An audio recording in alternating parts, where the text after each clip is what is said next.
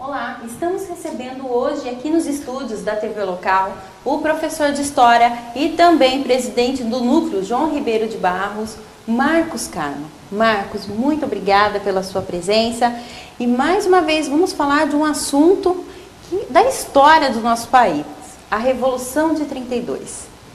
Agradeço muito o convite e saudação aí para todos os telespectadores da TV Local. Vamos falar do 9 de julho, da Grande Revolução, a Guerra dos Paulistas. Muita gente que está em casa não sabe o que é o feriado, só sabe que tem feriado no mês de julho. Exato. Conta um pouquinho para quem está em casa o que foi a Revolução de 32. 32 foi uma revolução que basicamente é um movimento constitucionalista, um movimento pela democracia no Brasil. O Brasil vivia uma ditadura desde 1930, ditadura de Getúlio Vargas, que era o chamado governo provisório. E as promessas de mudança do Brasil feitas pelo Getúlio não eram cumpridas. E pior ainda, a ditadura apenas se fazia cada vez mais feroz, incômoda, porque cerceando as liberdades da população de todo o Brasil. E assim manifestações foram feitas, de 1931 a 1932, por todo o Brasil, na verdade. Mas o destaque acabou sendo em São Paulo, quando em 9 de julho daquele ano, 1932, foi iniciada uma revolução, uma revolta, para derrubar o governo ditatorial de Getúlio Vargas e instaurar a democracia no Brasil. Marcos, e muitas professoras passam para os alunos, claro, o que está nos livros, mas o que está nos livros não é a verdade sobre 32. Pois é, infelizmente isso é com quase todos os livros de história. Com quase todos os livros didáticos, é uma pena. Livros que dizem que 1932 foi um movimento da elite paulista para poder retornar ao poder federal, como já havia sido na chamada República Velha, né, na sua fase de oligarquias. Daí o famoso esquema do café com leite, o coronelismo, o voto de cabresto, enfim. Acontece que 32 não foi apenas elitista, como pretendem os livros e muitos professores. Pior ainda, em estados brasileiros, fora de São Paulo, é claro, estados brasileiros em que se trabalha que 32 foi uma revolta separatista. E não é isso. É claro que havia o ideal do separatismo, há até hoje o ideal do separatismo em São Paulo e em outros estados, só que a grande massa que participou da Revolução, os manifestos da organização da Revolução e o objetivo, enfim, de se fazer a Revolução foi constitucionalista, ou seja, por uma nova Constituição para o Brasil. Constituição que desse muito mais direitos do que o Brasil já tivera, como, por exemplo, agregando o voto secreto, agregando o voto feminino, né, que o Getúlio havia prometido, inclusive, essas mudanças, mas não cumpria, como já disse. De todo modo, os livros e os professores costumam ainda dizer que foi uma revolta meramente elitista, mas aí é que surge a questão que eu sempre coloco. Como é possível que mais de 200 mil voluntários civis tenham se apresentado se esta foi uma revolta meramente elitista? Será que 10% eram da elite paulista? Não só 10%, vamos colocar 1% que fosse da elite paulista, 2 mil da elite paulista. Havia gente da elite participando, sem dúvida. Daqui de Jaú, inclusive, havia gente da elite participando, mas a participação da elite não deve ser visto assim como uma mácula, um erro da Revolução. Pelo contrário, pessoas da elite que também defendem o respeito às leis, o direito a ser cumprido, né? E foi uma revolta de caráter bastante popular na sua organização, no seu desenvolvimento e também no seu desfecho. Porque depois de 32, por exemplo, foi eleita a primeira mulher deputada federal da história do Brasil, Dona Carlota de Queiroz. Eleita por São Paulo, é claro. Ela que era voluntária na retaguarda da Revolução, nas organizações da retaguarda da Revolução, né? As mulheres passaram a ter direito do voto e durante o seu governo, o Getúlio acabou cumprindo com as promessas que fizera da industrialização do Brasil, as leis trabalhistas, etc. Tanto que, com o passar do tempo, o povo paulista acabou ficando do lado de Getúlio, né? Mostrando que o que o povo queria, na verdade, era o desenvolvimento do Brasil e o respeito à lei, o respeito aos direitos. E quanto tempo, Marcos, para quem está em casa e não conhece a história, porque muita gente, nossa equipe também saiu para as ruas e perguntou, o que é o 9 de julho? Ah, foi uma guerra que teve, eu não sei, é feriado. Essa era a coisa. Quanto tempo durou isso? E claro, o estado de São Paulo, querendo ou não, ele ficou fechado, né? Sim. Porque o governo também queria se defender de algum modo. Claro. E ainda convocando os outros estados. Claro. A Revolução durou 3 meses. A guerra em si durou 3 meses. Começou no dia 9 de julho de 32 e terminou no dia 2 de outubro de 32. Na verdade, as negociações de paz já estavam em 28 de setembro de 32, finalizando a Revolução em São Paulo, dia 2 de julho. Eu digo a Revolução em São Paulo porque no Mato Grosso do Sul, que ainda não existia como estado, era o chamado território de Maracaju. Lá em Maracaju, portanto, região sul do Mato Grosso, a Revolução só foi acabar no dia 6 de julho. Quer dizer, São Paulo lutou praticamente sozinho, mas havia focos revoltosos em outros estados e também no Mato Grosso, que não era ainda estado, Mato Grosso do Sul, né? Mas em outros estados havia focos revoltosos também. No Rio Grande do Sul, no Norte e no Nordeste, em todas as regiões do Brasil, houve focos revoltosos. E o Getúlio usou com muita astúcia, usou com muito talento, o argumento de que São Paulo queria se separar do Brasil, o argumento de que era uma luta de comunistas influenciados pelos italianos, para separar São Paulo do resto do Brasil.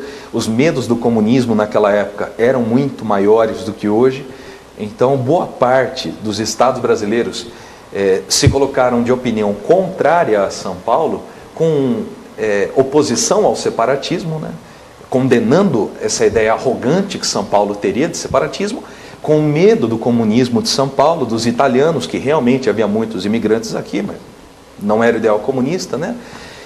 Mas o que é mais interessante, as tropas que vieram contra São Paulo eram quase que 100% do seu efetivo de soldados convocados, de soldados obrigados a participar por convocação, como você bem colocou. Ao passo que em São Paulo, a esmagadora maioria era de voluntários civis, que se fizeram soldados assim rapidamente, né, no improviso mesmo. Tanto que para esses 200 mil voluntários só havia 35 mil armas no estado. Então usaram muito improviso para armas também e para sustentar essa luta, né? Até porque, Marcos, eles saíram, nós sabemos, tem fotos históricas, saíram para a praça dizendo, não, agora nós precisamos do nosso direito, nós queremos o nosso direito, Exato. Vamos assim dizer. Mas também uma guerra precisa de armas, também as fardas, e isso gera custo. E como os paulistas se reuniram para conseguir levar essa guerra por 3 meses? Aí foi um movimento muito interessante, Fernanda, porque foi criada a campanha do Ouro para o Bem de São Paulo, também chamada de Ouro para a Vitória. Nessa campanha do Ouro para o Bem de São Paulo, eles visavam angariar fundos para sustentar a Revolução e fizeram o seguinte, lembrancinhas como este broche aqui, mostravam a doação de ouro. Um broche com uma poesia de Guilherme de Almeida, o príncipe dos poetas, que aliás também foi voluntário em 32. Ele não ficou só na poesia, no discurso, nas marchinhas. Guilherme de Almeida lutou em 32, né? Temos também aqui uma outra tática muito interessante para angariar fundos. Quem doasse ouro para o Bem de São Paulo recebia o anel que diz, dei ouro para o bem de São Paulo. Em cima é a versão masculina, embaixo a feminina. Quem tivesse anéis de formatura, doaria o anel de formatura, como esse aqui que eu tenho, do direito. Alguém formado em direito doou o seu anel de formatura, pegando em troca um anel de ferro, como os outros também, que são anéis de ferro, do ouro para o bem de São Paulo. Agora, o que surpreendeu a organização da Revolução, o chamado MMDC, foi que vários casais começaram a doar o único quinhãozinho de ouro que havia em casa. Até porque esses casais, muitos deles tinham filhos voluntários, ou vizinhos, amigos, sobrinhos, netos, enfim. E daí os casais começaram a doar a própria aliança de casamento. E ficavam sem aliança. Então, a tática utilizada pelo MMDC foi a seguinte: vamos fazer aliança para substituir as alianças de casamento. Para não ficar sem. Para não ficar sem aliança de casamento. E quantos casais que usaram destas alianças de ferro ou de latão também que se fazia, dei ouro para o bem de São Paulo, 1932, usava até o fim da vida. Usava até o fim da vida porque era o que sobrava de aliança. A outra tinha sido doada para a Revolução. No final da campanha, além das alianças de casamento e de todo o ouro doado, etc., o que São Paulo conseguiu de toda doação foi declarado para os vitoriosos da Revolução. É o único caso que me consta na história de um governo que foi deposto, um governo que foi derrubado numa revolução, que nós perdemos, mas que prestou contas ao inimigo, de quanto havia arrecadado, quanto havia investido, quanto devia para uma ou outra indústria, quanto havia em caixa a ser pago, quanto havia sobrado. Da campanha do ouro, o que sobrou foi doado para a Santa Casa de Misericórdia de São Paulo, para que a Santa Casa fizesse bom uso daquela campanha. Foi quando a Santa Casa então montou um prédio na capital, na Rua Direita, lá em São Paulo, no Centro Velho de São Paulo, se chama Prédio Bandeira Paulista. É interessante que vendo o prédio assim, nós vemos como as 13 listas de São Paulo, a bandeira paulista, tremulando, desenho do mapa do Brasil e tal. E esse prédio, a Santa Casa aluga salas até hoje, que contribui com o sustento da Santa Casa, né, com a receita da Santa Casa. Entrando no prédio assim tem uma placa. O prédio se chama Prédio Bandeira Paulista e tem uma placa escrito: este prédio foi construído com o ouro da campanha da Revolução de 32. É interessante que, independente do valor que se doasse, era recebido um certificado como este. Algumas famílias ainda têm em casa o anel, ou têm a aliança, ou têm no mínimo o certificado. E muitas famílias nem sabem disso. Aqui eu aproveito, com licença, para fazer um apelo a essas famílias que tenham em casa: por favor, entrem em contato conosco, para que nós possamos fotografar ou copiar o documento. Quem quiser fazer doação também para o acervo do nosso núcleo da Revolução de 32, o núcleo João Ribeiro de Barros, aqui de Jaú, nós agradecemos muito, aceitamos a doação. Este certificado é interessante, que tem o nome aqui de um garoto, o menino Ricardito Capote Valente. Quer dizer, um menino que deve ter doado a mesada ou alguma economia que tivesse em casa, enfim. Isso que é bonito da Revolução de 32, é o envolvimento do povo pela causa. Por exemplo, comprando esta medalhinha, a medalhinha que foi feita de lembrancinha, que eles davam para os voluntários. Os voluntários já iam para a trincheira com medalhas, ou então quando voltavam receber essas medalhinhas, né? Ou então as próprias pessoas que nem estavam combatendo, mas usavam essa medalhinha como medalhinha de lembrança da Revolução, né? Temos também cartão postal. Aqui um cartão postal feito pelo MMDC, cartão postal feito pela sociedade que organizou a Revolução, pela Constituição. Distribuição gratuita para que os voluntários pudessem se inscrever para suas famílias, para suas amadas, para os seus filhos, porque os voluntários que partiram tinham filhos, sim, tinham esposas, tinham pais. Aqui em Jaú, por exemplo, nós tivemos um voluntário muito especial chamado Ascânio Martins Soares, Ascânio Batista Martins Soares. Ele era sergipano, morava aqui em Jaú, tinha 3 filhos, e foi voluntário para a Revolução. Tal foi o seu talento, tal foi a sua bravura, tal foi o seu carisma junto à soldadesca do batalhão jauense, que ele se tornou o comandante do batalhão jauense, que hoje é nome de rua, né? Ele era civil, o senhor Ascânio, e ele ascendeu ao posto de capitão, e depois se tornando o famoso Major Ascânio. Major Ascânio é nome de rua aqui em Jaú.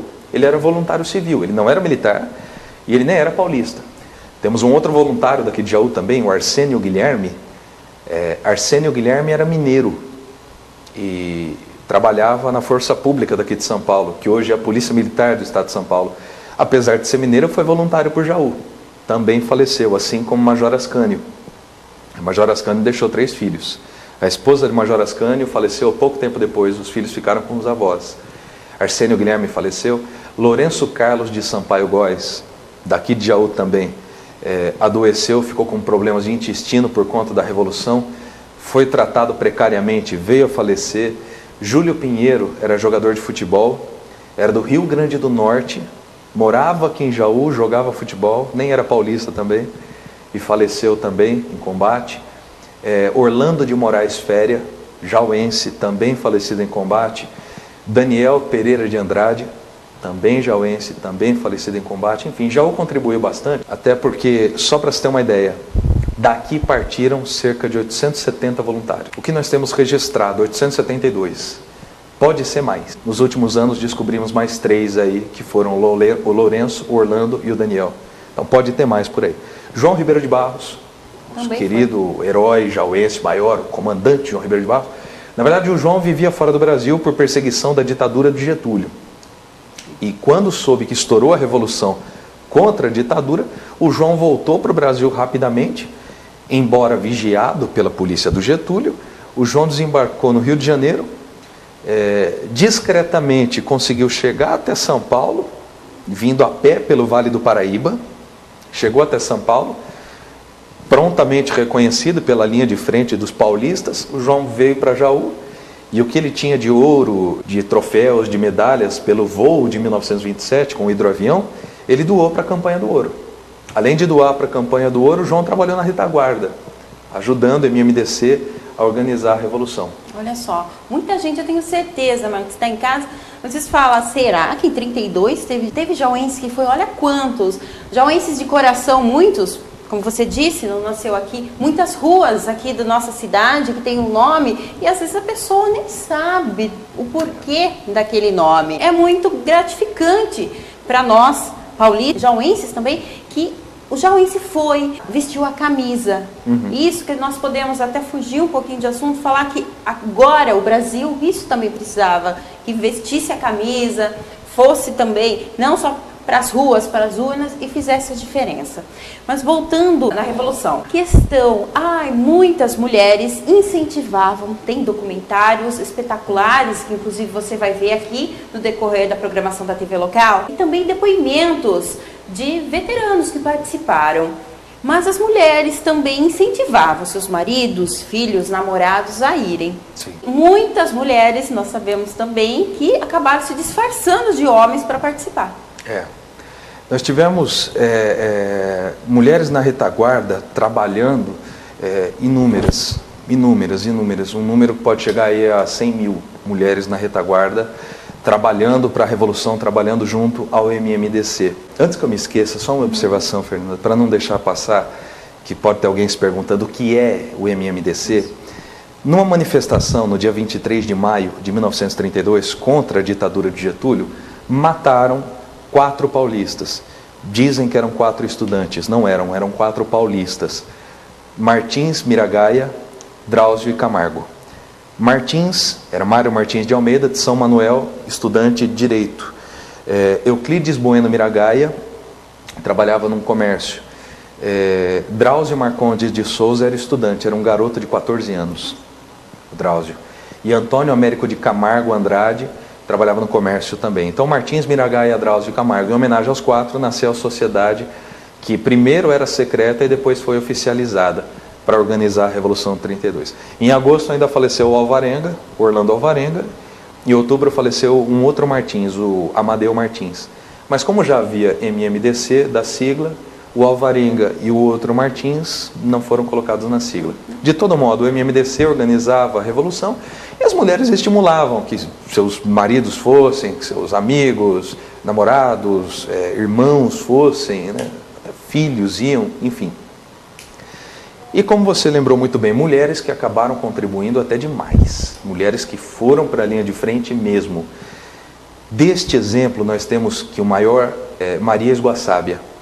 O nome dela era Estela Rosa Esguaçábia, porque ela era branquinha, filha de italianos, branquinha, e ficava rosadinha. Então o pai dela colocou Estela, porque tipo estrela, que brilhava, branquinha, e Rosa por ser rosa. Aí na hora de batizar, o padre falou para colocar Maria, e ficou Maria Estela Rosa Esguaçábia. Mas ela queria ir para a Revolução e não podia, porque mulher não participava das Forças Armadas naquela época. Quando passou um batalhão próximo de onde ela residia, um dos voluntários do batalhão acabou deixando a farda, deixou capacete, deixou bota, abandonou o fuzil porque ele não ia. Muitos fizeram isso. Daqui de Jaú também alguns fizeram isso. Verdade seja dita, alguns quando viram que o bicho ia pegar de verdade, que era a guerra mesmo, deixaram o alistamento de lado e voltaram para casa, não seguiram com a Revolução. E a Maria Esguaçábia, destemida que foi, ela encontrou essa farda largada, esse fuzil, essas botas, se vestiu, cabelo curtinho, capacete na cabeça e foi. Foi como soldado Mário. E pouco tempo depois já foi descoberta como mulher. Descoberta como mulher, então, ela implorou para que ficasse. O tenente, para quem ela pediu, achou que seria impossível, ela foi até o comandante. O comandante era um grande coronel da história da PM, Romão Gomes, daqui de São Manuel, assim como Mário Martins. E o coronel Romão Gomes, grande homem, deixou que ela ficasse. Por que não? E ela ficou. Aprisionou um tenente ditatorial sozinha. Esse tenente, quando descobriu que ela era mulher que estava aprisionando, não quis se render. Esse tenente perseguiu, ainda depois da Revolução, perseguiu a Maria Esguaçábia. Ela era professora das escolinhas de fazenda, de interior, na região de Araraquara. Entre São João da Boa Vista e Araraquara ela trabalhava. E ela não pôde mais dar aula. Depois da Revolução, o máximo que ela conseguiu foi ser inspetora de alunos. Ela não conseguiu mais dar aula por essa perseguição que ela sofreu. E outras mulheres também se alistaram. Tem o caso da Maria Bezerra. A Dona Maria Bezerra era uma negra, já com uma certa idade, mas que deixou a casa dos patrões, angariou outros amigos negros e índios, se alistou e foi. Maria Bezerra era Maria Soldado, né? E, enfim, as mulheres contribuíram demais. Agora, ao meu ver, a contribuição mais bonita das mulheres fica na retaguarda, fazendo isso aqui, ó.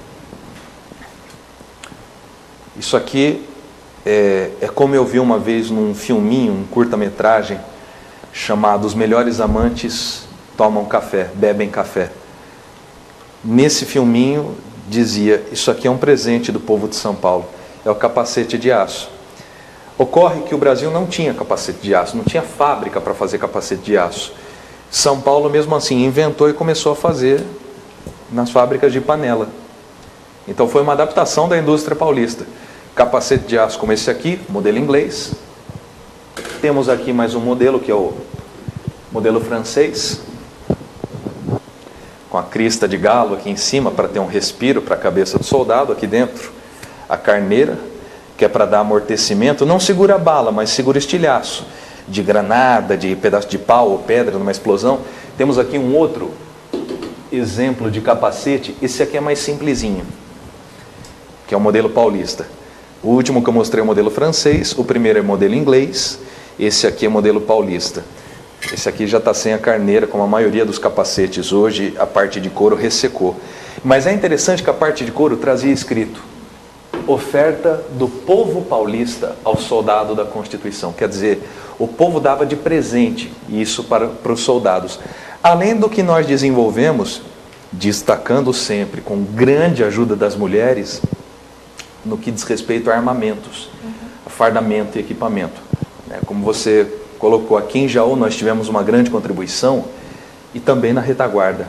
As mulheres costuravam fardas, as mulheres faziam pães, as mulheres angariavam fundos, angariavam doações de cachecol, de cigarro, etc., etc., munição, armas, etc., né?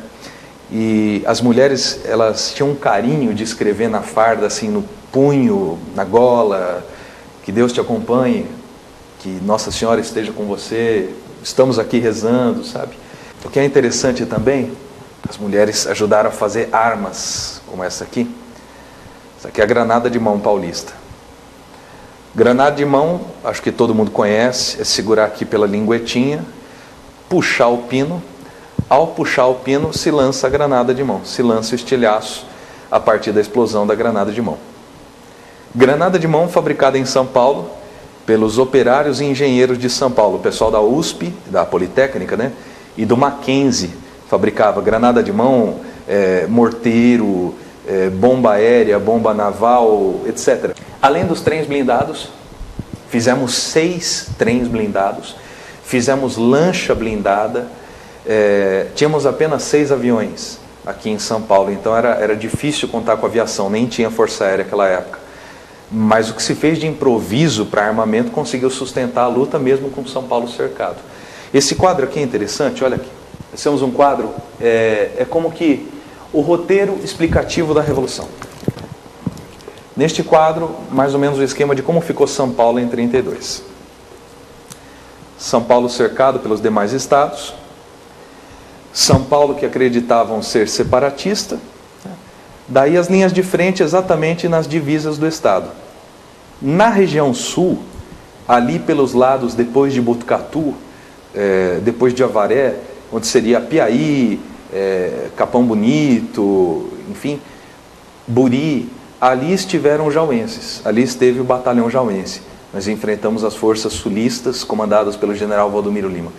E nas divisas do estado havia trincheiras, e o que é interessante, há trincheiras até hoje abertas. Há muitas trincheiras até hoje abertas, há trincheiras sendo descobertas ainda pelos estudiosos de 32, que são vários, graças a Deus. Os núcleos de MMDC têm se multiplicado, graças a Deus. A Revolução de 32 tem crescido bastante.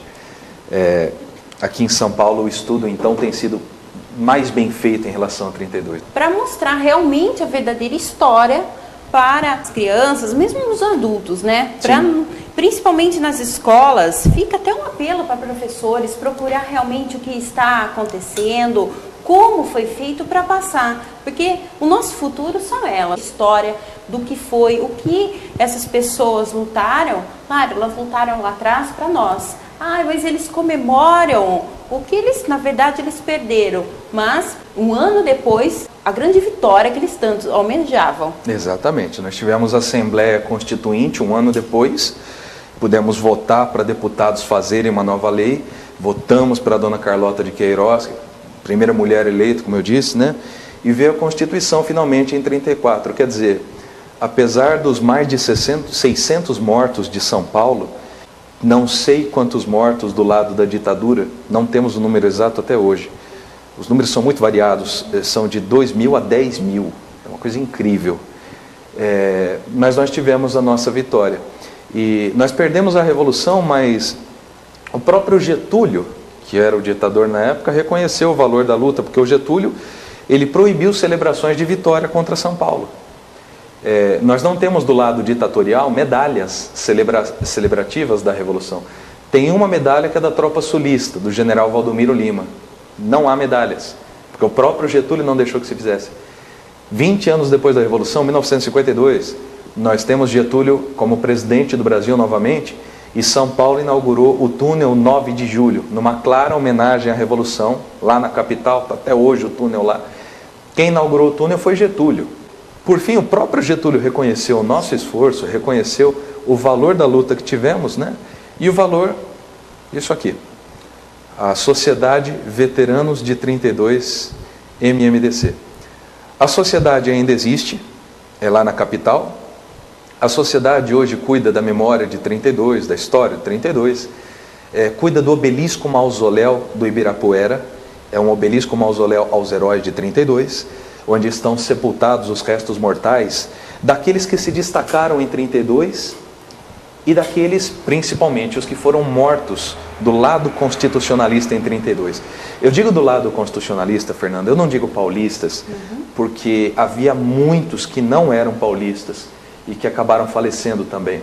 Lá no obelisco nós podemos entrar, existem as lápides onde foram colocadas as urnas funerárias, um lugar muito bonito, um lugar muito agradável para se respirar a história, apesar de ser um mausoléu, aquele lugar é mágico de verdade. E nós podemos ler ali quem era carioca, quem era baiano, gaúcho, alemão, russo, italiano, enfim, mulher, enfim. E temos um pouquinho da história também contada aqui, destacando a nossa região, nesse livro do meu amigo, Dr. Antônio Fernando Reginato, famoso aqui em Jaú, Dr. Reginato. Dr. Reginato é que deu início à Sociedade Veteranos de 32, MMDC, de Jaú, em 2003. Neste ano a sociedade deixou de existir, porque neste ano ela se transformou no Núcleo João Ribeiro de Barros, que é subordinado à Sociedade Veteranos de 32 MMDC de São Paulo. Neste livro o Dr. Reginato traz fotos, traz histórias de Jaú, e o que é mais surpreendente, Dr. Reginato conseguiu reunir a lista daqueles que se alistaram em Jaú. Então aqui, quem for ler o livro pode se surpreender em encontrar algum parente, pode encontrar algum conhecido, enfim, algum familiar. Essa lista também foi colocada no museu, na sala de 32, na ala de 32 lá do museu, pelo Fábio Grossi, novo diretor do museu. O roteiro de 32 hoje está no chão. Uma ideia que eu dei para o Fábio: deixa no chão, que é para o pessoal pisar mesmo no roteiro. É para o pessoal saber onde está pisando, saber que está pisando em São Paulo, que já foi palco de luta. É para o pessoal saber onde está pisando nas cidades de São Paulo, que todas, das menores vilas, tiveram voluntários. O mínimo que se tem registrado é de 2 voluntários de vila, né? E, enfim, resgatar essa história é interessante pelo que esses moços acreditaram, pelo frio que esses moços passaram nas divisas do Estado, pela fome que eles passaram, pela sede que eles passaram, pela falta de munição. Cada voluntário só podia dar 5 tiros por dia, pela saudade de casa. Esse pessoal foi para uma guerra. Eles foram para uma guerra em nome da liberdade. Por mais genérico que seja o conceito de liberdade, o conceito de constituição, o conceito da democracia, mas é como escreveu Cecília Meirelles: liberdade é essa palavra que o sonho humano alimenta, que não há ninguém que explique e ninguém que não entenda. E eles foram lutar por isso, que hoje nós podemos viver, nós podemos saborear, né? E podemos nos dar direito a esquecer deles. Seria interessante lembrar mais desses voluntários de 32. Sim, até porque tenho certeza que muitos jovens que nos acompanham, não só pelo canal 4 da NET, mas como internet, cidades vizinhas que nos acompanham, creio que ficaram aí: nossa, quantos jauenses foram lá? Será que eu tenho algum familiar que eu não sei que está nesse livro? Então, só adquirindo que você vai saber, ou indo até o museu, para você conhecer um pouco mais dessa história. Marcos, agora eu queria que você falasse um pouquinho sobre essa, claro, vem do Dr. Reginato, o MMDC daqui de Jaú. Eu queria que você contasse um pouquinho essa história, porque este ano, 2017, fará 15 anos do ato cívico, do desfile cívico, que eu tenho a dizer, comparado com outros locais, que Jaú é um dos maiores do estado de São Paulo que faz essa homenagem. Exato. Dr. Reginato faz essa homenagem desde o início lá dos anos 2000, aliás, a homenagem não, mas ele faz a referência 32 desde o início dos anos 2000, inclusive conseguiu trazer veteranos para Jaú para serem condecorados, familiares, resgatou histórias de Jaú e da região, né? Levantou hipóteses que até hoje não foram estudadas, né? Dr. Reginato fundou a sociedade e, como eu disse, agora se transformou em núcleo, né? E nós é que preservamos o estudo, ainda com auxílio do Dr. Reginato, embora ele não esteja na presidência, que hoje é exercida por mim, mas nós somos ali amigos, participando. Até quem não é filiado ao MMDC, como temos aí participando no 9 de julho, reencenadores de um pessoal que vai lá para demonstrar como era na época, para homenagear os mortos e tal. Nós somos todos, como em 32, voluntários por essa história, né? Então, a gente fica garimpando por aí, a gente fica garimpando história, garimpando foto, garimpando documento, homenageando aqueles que são devidos, como este ano, com todo o mérito, são uma das homenageadas, né? E é isso, nosso trabalho é manter acesa a chama de 32.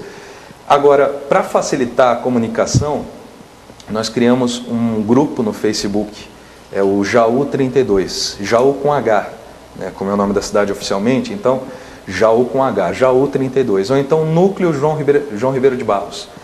Mas jogando lá no Facebook, Jaú 32, vai encontrar.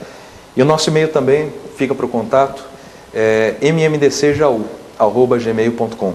Jaú com H também. Claro, toda a participação, né, Marcos? Às vezes, eu não tenho nada para colaborar, mas eu quero conhecer a história, eu quero passar a história correta adiante. Todo mundo é bem-vindo para participar. Muito bem-vindo, muito bem-vindo. Sempre agradecemos qualquer participação, qualquer colaboração, quaisquer histórias. Nós recolhemos algumas histórias aí que são muito simples, são histórias até que alguns poderiam dizer que são descartáveis. Por exemplo, a minha avó, alguém que me disse isso, A minha avó levava bolacha que minha bisavó fazia até a estação, para dar as bolachas para os voluntários. Já estava ajudando. Já estava ajudando, né? E diretamente ajudando, né? E quantos alunos, principalmente, que eu converso por aí, nas palestras que eu faço, nas aulas que eu trabalho em Jaú e região, sempre depois da aula da Revolução, algum aluno chega para mim e fala: poxa, meu bisavô participou e eu não sabia, né? O meu tataravô doou armas, eu não sabia. A minha avó tem um diploma da campanha do ouro, eu não sabia. A minha tia bisavó tem uma aliancinha da campanha do ouro, eu não sabia. O importante é isso, é recolher essas histórias, porque elas não estão nos livros ainda, né? Mas são esses fragmentos que ajudam a fazer a história. E o que é mais importante, ao meu ver, Fernanda, e graças a Deus os vestibulares têm começado a perceber isso. A FUVEST, o Enem, têm começado a perceber isso. Levantam-se as provas de que 32 teve grande participação popular. Isso é importante. Sim.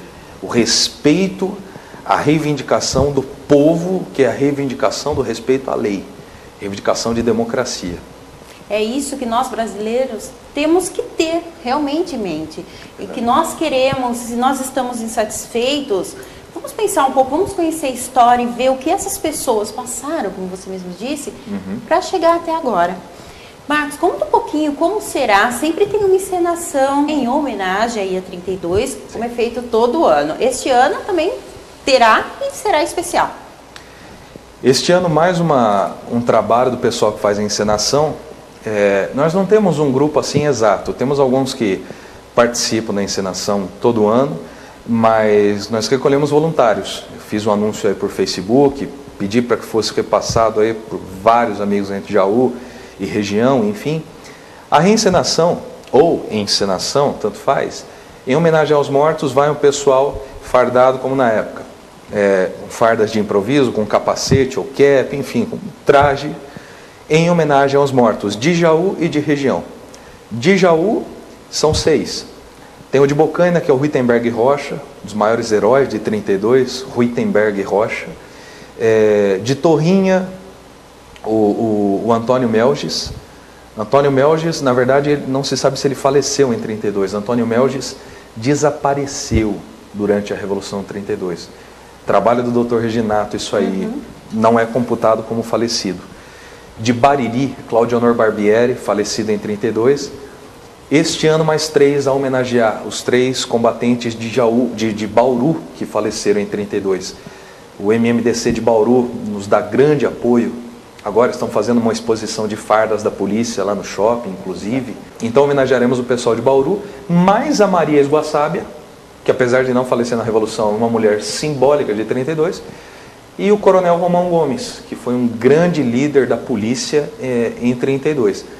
Além dessa reencenação de homenagem aos militares de 32, temos a reencenação da manifestação de 23 de maio. Então, quem quiser participar, é só aparecer no domingo, às 8h30 da manhã, lá no Jardim de Baixo, na Rua Major Prado, no Jardim de Baixo, que pode participar. Nós vamos fazer como se fosse a manifestação do 23 de maio mesmo. Nós temos bandeira de São Paulo, do Brasil, emprestadas até do batalhão aqui da PM, o 27º Batalhão. Agradeço ao batalhão, Coronel Jefferson, Major Pistori, Capitão Perpétuo, os amigos do batalhão, Soldado Ornelas, uma grande mulher que tem nos ajudado.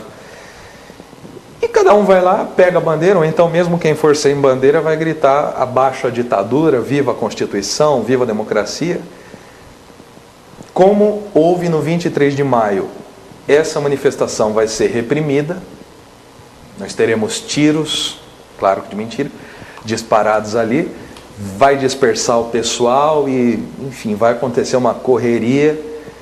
E depois eu não vou falar o que vai acontecer. Não, situações vão acontecer, vocês têm que participar para ver, mas vai ser um negócio bonito. É muito simples, mas é bonito. E quem quiser participar, mesmo que não possa esse ano, se quiser participar no ano que vem, é só entrar em contato conosco que todo ano a gente organiza e, se Deus quiser, cada ano vai ser maior e melhor. Sim, e é bom também para você de casa aí participar. É um domingo de manhã, você acorda cedo e vai estar vendo um pouco de história, participando. Tem desfile, né, Marcos? Sim. Como todo ano, gente, às vezes da região vem para ver o desfile. Polícia Militar, Corpo de Bombeiros, o escoteiro, muita gente participa. E isso fica também o nosso convite da TV Local para ir participar. Nós vamos acompanhar. Eu quero te agradecer, Marco. Serei agraciada com a medalha, fiquei muito feliz. Eu acho que realmente essa bandeira, falo em nome da TV Local, nós temos que levantar, nós temos que mostrar realmente o que foi a Revolução de 32,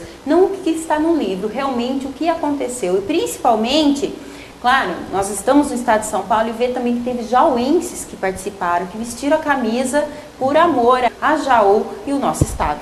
Eu agradeço muito ao convite da TV Local, agradeço, Fernanda, a todos os telespectadores e amigos, equipe técnica da TV Local. Agradeço aos participantes do 9 de julho, reforço aqui o convite junto ao Facebook, o grupo é o Jaú 32, Núcleo João Ribeiro de Barros, o e-mail é mmdcjaú, Jaú sempre com H, tanto Jaú 32 do Face quanto o e-mail mmdcjaú@gmail.com.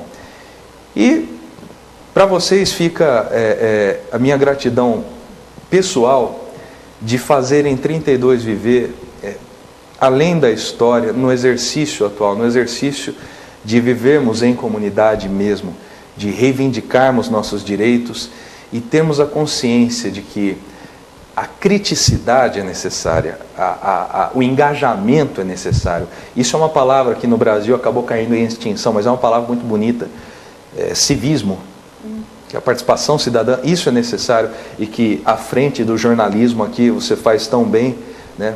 Isso é preciso, gente, para que nós possamos reivindicar sempre o melhor. Não é uma crítica pessoal a este ou aquele governante ou a este ou aquele membro de governo, não é isso. Não é isso, mas é a coisa pública. É a coisa pública.